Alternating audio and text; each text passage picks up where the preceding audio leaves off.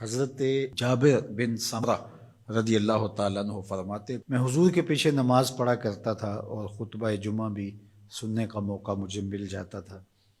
فرماتے تھے حضور کے خطبے بھی زیادہ لمبے نہیں ہوتے تھے، حضور کی نمازیں بھی زیادہ لمبی نہیں ہوتی تھیں۔ یہ ہے لوگوں کے ساتھ حضور کی نماز کا معاملہ، لیکن جب تنہا قیام کرتے ہیں تو اتنا لمبا قیام ہوتا ہے حتیٰ تتورم قدماہ، حضور کے مبارک پاؤں سوج جاتے ہیں، اور میرا رب رب ہو کے کہتا ہے، اے چادر اوڑھنے والے محبوب، ساری رات جاگا نہ کر، کبھی سو بھی لیا کر۔ اتنا لمبا قیام کرتے ہیں حضور۔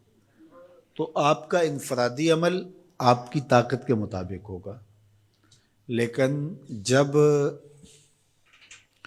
آپ لوگوں کو ساتھ لے کے چل رہے ہوں گے تو آپ پھر اس حساب سے چلیں گے، تو اس وقت آپ اپنی رفتار، اپنی طاقت نہیں دیکھیں گے۔ مشکل نہ کھڑی کی جائے، میں چل سکتا ہوں، 1 گھنٹے کا قیام کر سکتا ہوں، تو میں اپنے حساب سے سوچوں اور جو میرے پیچھے کھڑے ہیں ان کا نہ سوچوں، تو میں اس اہل نہیں ہوں کہ میں امامت کے مصلی پہ کھڑا ہو جاؤں، اس لیے کہ مجھے اپنے ساتھ کھڑے ہونے والوں کا خیال اور لحاظ نہیں۔ ہمارے دین نے ہمیں آسانیاں دی ہیں۔ بیمار پر جمعہ فرض نہیں کیا گیا، بیمار جماعت میں نہیں آ سکتا تو گھر پڑھ سکتا ہے۔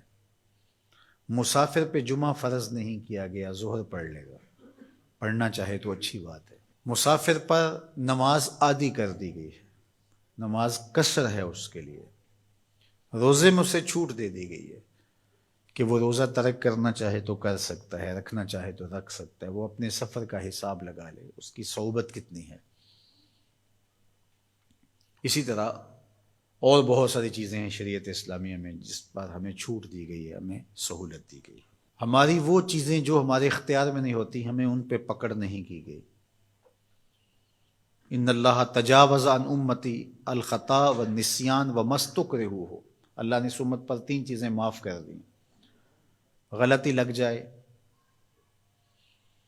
بھول جائیں، یا جس پہ آپ مجبور کر دیے جائیں، تو وہاں شریعت پکڑ نہیں کرتی، گرفت نہیں کرتی۔ تو آسان دین دیا گیا ہے جس دین پہ عمل کرنا ہمارے لیے مشکل نہ ہو، اور اگر کوئی اپنے طور پہ اس کو مشکل بنانا چاہتا ہے اور اپنے سخت مزاج کی وجہ سے اس میں کوئی چیز لانا چاہتا ہے، عبادات میں، اعتقادات میں، رویوں میں، طرز زندگی میں، انداز معاشرت میں، تو شریعت اسلامیہ نے اس کی نفی کی ہے۔ کیونکہ بہت سارے لوگ ایسے ہیں کہ جو عبادات میں بہت سارا غلو کر جاتے ہیں، تو اس سے منع کر دیا گیا۔ یہاں غلو یہاں تک ہوتا ہے کہ وہ رہبانیت تک پہنچ جاتے ہیں، تو اس سے روک دیا گیا، اس سے منع کر دیا گیا۔ تو نہ کمی کی جائے اور نہ ہی زیادتی کی جائے، تفریط سے بھی روکا گیا ہے اور غلو سے بھی منع کیا گیا ہے۔ افراط و تفریط کی بجائے جو درست اور صائب اور معتدل رستہ ہے اس کو اختیار کرنے کی تلقین کی گئی ہے۔